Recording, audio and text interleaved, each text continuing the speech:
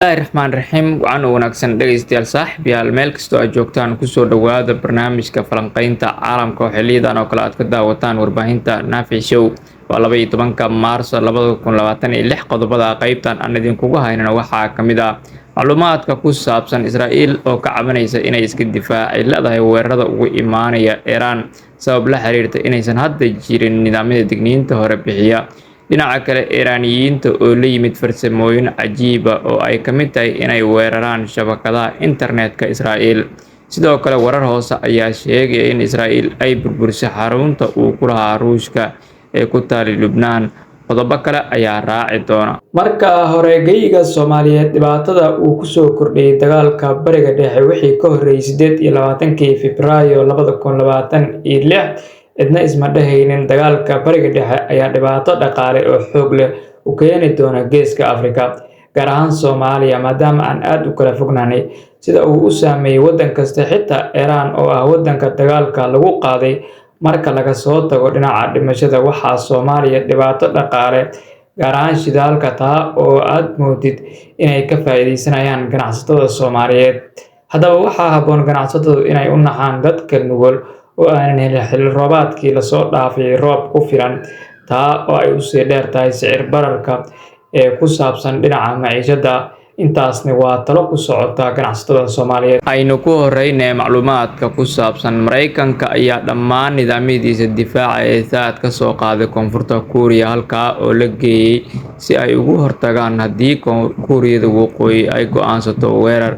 Waxaana hadda nidaamyadan loo soo daabulay Bariga Dhexe sida uu wariyay telefishinka Kuuriyada Waqooyi SBS. Waxaa soo baxaya arrimo la yaab leh. Wargeyska Israa'iil ka soo baxa ee Haaretz ayaa ku warramayay in Israa'iil ay dhibaato kala kulmayso ka hortagga weerarada uga imaanaya Iran sabab la xiriirta inaysan hadda jirin nidaamyada digniinta hore kadib markii Iran ay burburisay nidaamyada raadaarka ee Mareykanka uu dhigay Qatar kaasoo xilli hore ka digi jiray weerar kasta oo ku socda Israa'iil. Warbixintan ayaa sidoo kale sheegtay in la beegsaday nidaamyada difaaca ee saad oo yaal Imaaraadka Carabta kuwaas oo qaban jiray gantaalada iyo diyaaradaha ku socda Israa'iil. Intaa waxaa dheer in Xisbullah ay beegsatay nidaamyadii isgaarsiinta isku xirka militariga ee Israa'iil taasoo hadda ku dhawaanaysa Israa'iil inay isku rogto mid indho la'aan ah oo ku dhow in la burburiyo nidaamyada difaaca ee gudaha yaala. Marka waxaa dhacaya ay tahay in Israa'iil noqoto meel aan lahayn nidaamyada difaaca oo weeraradu ay ka dhacaan bartilmaameedkooda iyadoo wargeysku uu cadeeyay marxalad halistu badan tahay in ay dhexda ugu jirto Israa'iil. Iiraaniyiintu oo la yimid farsamooyin cajiib ah. Israa'iil ayaa ku dhawaaqday in la joojiyo khadadka tareenada sabab la xiriirta inay Iran weerar dhinaca internetka ku qaaday kaabayaasha gaadiidka ee dadweynaha ugu yimid taa oo la sheegay inay hadda ka dhalan karto xaalad khatar ah sida uu wariyay telefishinka Ruushka ee RT. Israa'iiliyiintu waxaa la leeyahay markan waxa ay ku dhaceen aflibax. Israa'iil ayaa duqeymo ku burburisay xarunta dhaqanka ee Ruushka ee ku taal magaalada Nabadih ee Koonfurta Lubnaan sida warbaahinta uu u sheegay Asad Diya oo ah aasaasaha iyo maareeyaha xaruntaas oo la furay 2004. Waxa ayna qaban jirtay howlo waxbarasho iyo howlo bulsho sida baridda luqadda Ruushka, sawirada, qoobka ciyaarka carruurta. Sidoo kalena waxa ay lahayd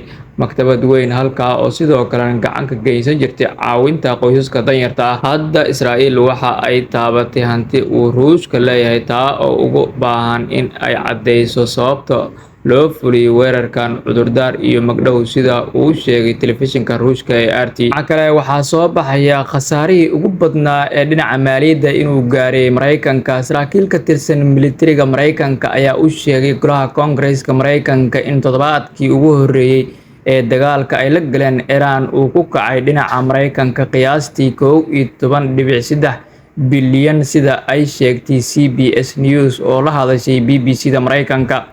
Warbixintu waxa ay sheegtay in tirada ay tahay qiyaas hoose isla markaana aysan ku jirin qarashaadkii lagu diyaariyay ama lagu soo ururiyay qalabka militariga ka hor weerarkii ugu horreeyay ee dhacay 28 bishii Febraayo. Senator Dimuqraadiga Chris Coons ayaa Arbacadii u sheegay wariyaasha waxaan filayaa in tirada guud ee khasaaraha howlgalku ay aad ugu yar tahay inta la sheegay. Dhinaca kale Mujtama Khamenei ayaa sheegay in Iran aysan ka labayn doonin inay u arguddo dhiigga Iiraaniyiinta la dilay waxa uu sheegay in tani ay si gaar ah u khusayso dhacdadii ka dhacday Minab, halkaas oo weerar gantaal uu ku dhacay iskuul laguna dilay 168 qof oo ay ku jireen ku dhawaad 110 carruur ah. Iran waxa ay sheegtay in iskuulka lagu dhuftay gantaalka Mareykanka, balse Mareykanka ayaa diiday mas'uuliyadda weerarkaas, iyadoo uu sheegay in baaritaanka uu weli socdo. Warbixinta hordhaca oo ka soo baxday baaritaanka gudaha Mareykanka ayaa tilmaamaysa in laga yaabo in gantaalka Mareykanka uu si qalad ah ugu dhacay goobta, iyadoo la adeegsanayo xog bartilmaameed oo duug ah, maadaama iskuulka uu ku dhow yahay xarunta ay leeyihiin Islamic Revolution Corps.